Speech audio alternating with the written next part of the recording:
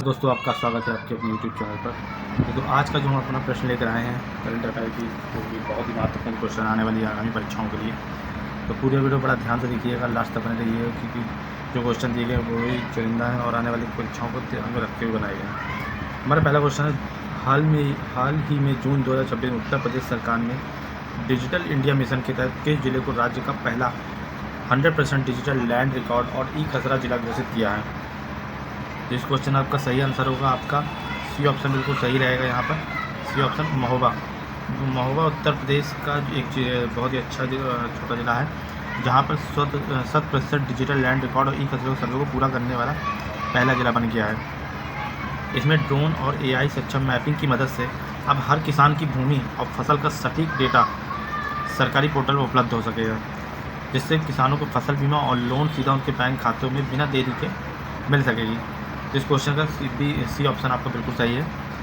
मैं दूसरे क्वेश्चन पर आगे बढ़ते हैं। जून 2026 में जारी विश्व निवेशक रिपोर्ट 2026 वर्ल्ड इन्वेस्टमेंट रिपोर्ट के अनुसार वर्ष 25-26 में प्रत्यक्ष विदेशी निवेश FDI को आकर्षित करने के मामले में विकासशील देशों में भारत का कौन सा स्थान है? इस क्वेश्चन में जो सही आंसर है वो आपका दूसरा आंसर है, बी ऑप्शन आपका बिल्कुल सही रहेगा। यहाँ पर संयुक्त राष्ट्र व्यापार और विकास सम्मेलन द्वारा जारी जो नवीनतम विश्व निवेश रिपोर्ट है, उसके अनुसार भारत विकासशील अर्थव्यवस्था में प्रत्यक्ष विदेशी निवेश प्राप्त करने वाला दूसरा सबसे बड़ा देश बना हुआ है। भारत की स्थिर आर्थिक नीतियाँ और विनिर्माण व डेटा एनालिटिक्स के क्षेत्र में बढ़ता बुनियादी ढांचे का मुख्य है। इस सूची में चीन जो है आपका पहले स्थान पर। पहले स्थान पर इसकी बात करें तो चीन जो है फर्स्ट स्थान पर चीन है, इसमें चीन का पहला स्थान है। अपने दूसरे क्वेश्चन पर आगे बढ़ते हैं।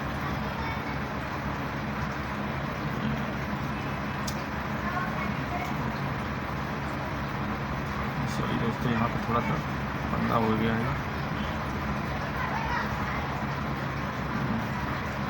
अपने तीसरे क्वेश्चन पर, भारतीय अनुसंधान संगठन इसरो ने भविष्य के गहरे अंतरिक्ष मिशनों और उपग्रह की सुरक्षा के लिए अंतरिक्ष मलबे को ट्रैक करने वाले किस उन्नत रडार सिस्टम प्रोजेक्ट नेत्रा के नए केंद्र का उद्घाटन किया है? तो इस क्वेश्चन जो आपका सही आंसर होगा वो आपका बी ऑप्शन बिल्कुल सही होगा, ISRO telemetric tracking and command network. तो इस क्वेश्चन का बी ऑप्शन आपका बिल्कुल सही है। क्यों सही है? क्योंकि यहाँ पर जो अंतरिक्ष में जो भी हमारे उपग्रह होते हैं और ट्रैकिंग सिस्टम होते हैं, जो कि कुछ समय बाद नष्ट हो जाते हैं, जिनका वो एक प्रकार से स्क्रैप के रूप में आ जाते हैं, तो कहीं ना कहीं इधर उधर उड़ते रहते हैं। तो निष्क्रिय रूप से जो तैरते रहते हैं, तो उन्हें पूरी तरह से मॉनिटरिंग करने के लिए इस चीज़ों को लाया गया है, जिससे कि हम उस चीज़ों पर नज़र रख सकें।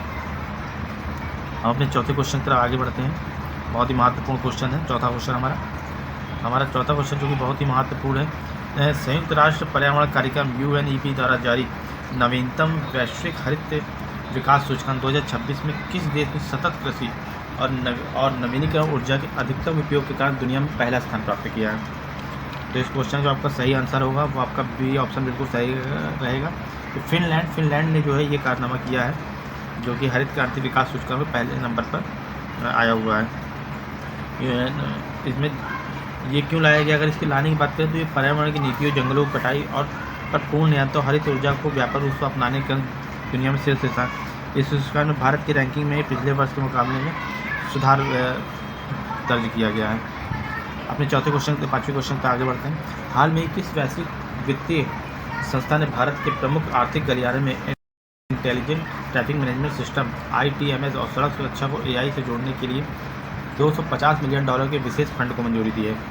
तो अगर इसकी बात करें तो ये आपके एशियाई विकास बैंक ADB इस क्वेश्चन का बिल्कुल सही आंसर रहेगा। इसमें भारत के विभिन्न राष्ट्रीय मार्गों को सुरक्षित और स्मार्ट बनाने के लिए इस बड़ी सहायता राशि की मंजूरी दी है। इसका उद्देश्य ये है कि यहाँ पर सड़कों पर AI आधारित कैमरे और ऑटोमेटिक सेंसर लगाए, जो कि रियल टाइम में यातायात और भीड़ को प्रबंधन है, जिससे सड़क दुर्घटनाओं को काफ़ी हद तक कम किया जाएगा और सड़क दुर्घटनाओं से चीज़ों की सुरक्षा की जाएगी। अपने छठे क्वेश्चन तक आगे बढ़ते हैं। उत्तर प्रदेश के ऐतिहासिक शहर में राज्य का पहला अत्याधुनिक centre of excellence for data analyst and command remote work data analyst COE पूरी तरह से चालू कर दिया गया है। तो इस क्वेश्चन जो आपका सही आंसर है वो इस क्वेश्चन से है प्रयागराज।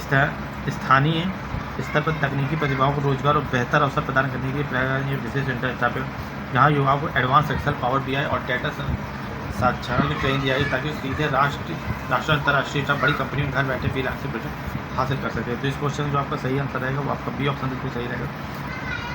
आपके बी ऑप्शन के साथ हम जाएंगे। हमारा तीसरा सातवां क्वेश्चन है, प्रोजेक्ट टाइगर कब शुरू किया गया था।